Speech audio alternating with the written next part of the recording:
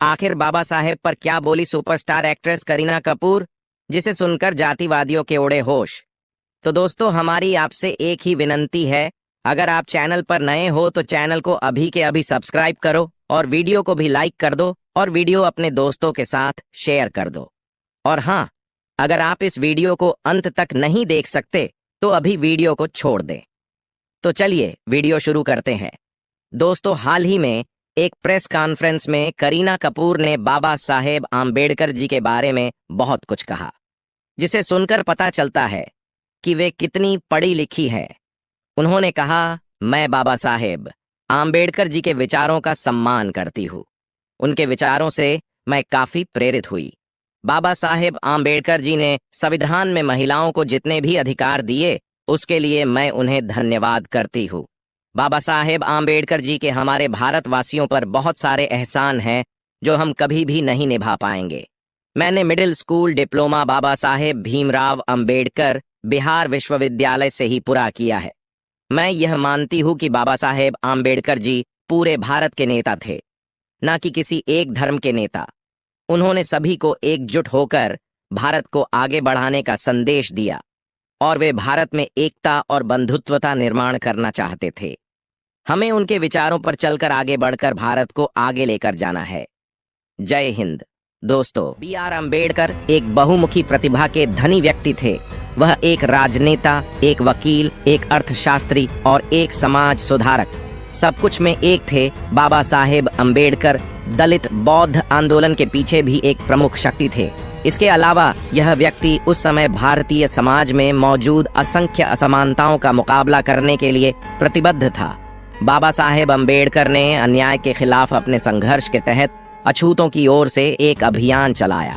भारत की आजादी के बाद वह देश के पहले कानून एवं न्याय मंत्री बने। सबसे बढ़कर बाबा साहेब अम्बेडकर भारत के संविधान के निर्माण में एक प्रमुख व्यक्ति थे। भारत में जातिवाद की समस्या से हम सभी परिचित हैं। 21वीं सदी में भी भारत में लोग जाति, रंग और लिंग के आधार पर दूसरों के साथ भेदभाव करना जारी रखते हैं। निश्चित रूप से 1930 और 1940 के दशक में स्थिति कहीं अधिक बदतर थी। उस समय लोग जातिवाद से इतने प्रभावित थे कि उन्होंने इसे आदर्श के रूप में स्वीकार कर लिया था। उस समय समानता की अवधारणा लगभग अस्तित्वहीन थी। इसका एक कारण भारतीय सभ्यता की यह धारणा हो सकती है कि शासक श्रेष्ठ होते हैं और घरेलू कर्तव्य निभाने वाले निचली जाति के होते हैं। निचली जातियों से छोटे मोटे काम करने की अपेक्षा की जाती थी, जैसे शौचालय साफ करना, घरों की सफाई करना। पर आज के समय में बाबा साहेब आम्बेडकर जी के दिए संविधान के कारण आज सभी समान जिंदगी जी पा रहे हैं। दोस्तों, मैं आपको बता दूं, बाबा साहेब आम्बेडकर ने भारतीय संविधान को तैयार करने में अपना योगदान दिया और समानता, न्याय और स्वतंत्रता के मूल सिद्धांतों को बनाए रखने के लिए कठिन परिश्रम किया। उन्होंने विभिन्न वर्गों, जातियों और लिंगों के बीच समानता की बात की और समाज में सभी को एक समान दृष्टिकोण से देखने की आवश्यकता को उजागर किया। उन्होंने स्वतंत्रता, भारतीय समाज के सभी वर्गों के लिए समान अधिकार और विशेष रूप से असमानता के खिलाफ खुलकर बोलने का साहस दिखाया। उनके विचारों ने हमें एक सशक्त, समृद्धशील और समान समाज की दिशा में बढ़ने के लिए प्रेरित किया है। बाबा साहेब आम्बेडकर ने न केवल विचारों से ही बल्कि अपने कृतियों से भी समाज में परिवर्तन लाने का प्रयास किया। उनकी अमूल्य योजनाएं और कार्यक्षमता ने अनेकों को आत्मनिर्भर बनाने की दिशा में मदद की है। बाबा साहेब आम्बेडकर की शिक्षा, विचारशीलता और समर्पण की भावना ने हमें एक बेहतर भविष्य की दिशा में अग्रसर करने के लिए प्रेरित किया है। हमें उनके आदर्शों का पालन करके समाज में समानता और न्याय की बात को आगे बढ़ाना चाहिए। दोस्तों, बाबा साहेब आम्बेडकर जी ने अपने जीवन में कई मुश्किलें झेली, परंतु उन्होंने कभी हार नहीं मानी। हमें भी उनसे यह सीखनी चाहिए कि जीवन में आने वाली चुनौतियों का सामना करना और उन्हें पार करना हमारी स्थिति को मजबूत बना सकता है। हमें कभी भी उथल पुथल में हार नहीं माननी चाहिए, बल्कि उनसे सीखकर मजबूती से आगे बढ़ना चाहिए।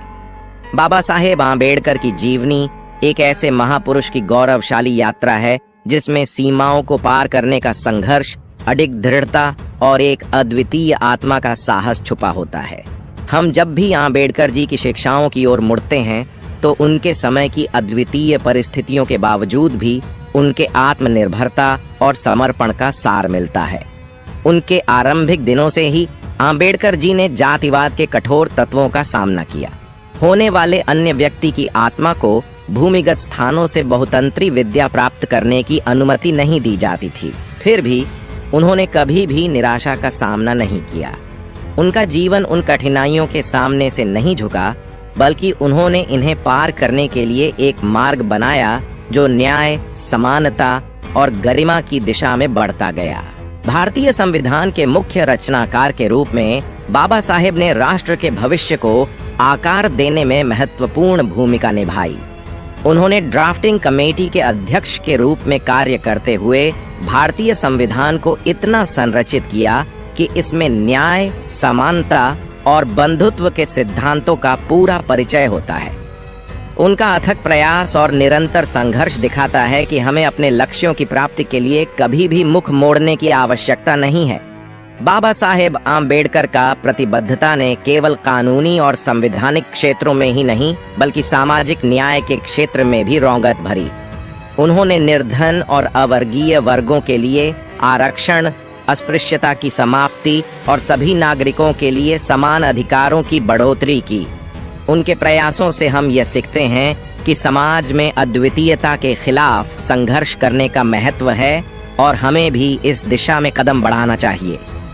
आम्बेडकर जी के भेदभाव और पूर्वग्रह के खिलाफ संघर्ष को विधिक युद्धों तक ही सीमित नहीं था। उन्होंने एक निरंतर बौद्धिक अभियान में भाग लिया जो समाज में आपसी संबंधों को स्थायी रूप से बदलने की कोशिश कर रहा था।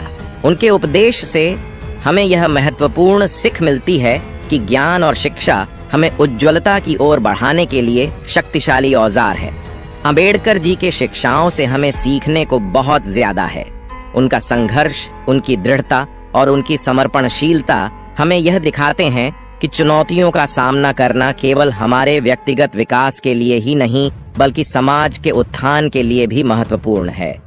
हमें कभी भी हार नहीं माननी चाहिए, बल्कि हमें यह सीखना चाहिए कि चुनौतियों को एक नई संभावना के रूप में देखना और उनको पार करना हमें सही मार्ग पर ले जा सकता है।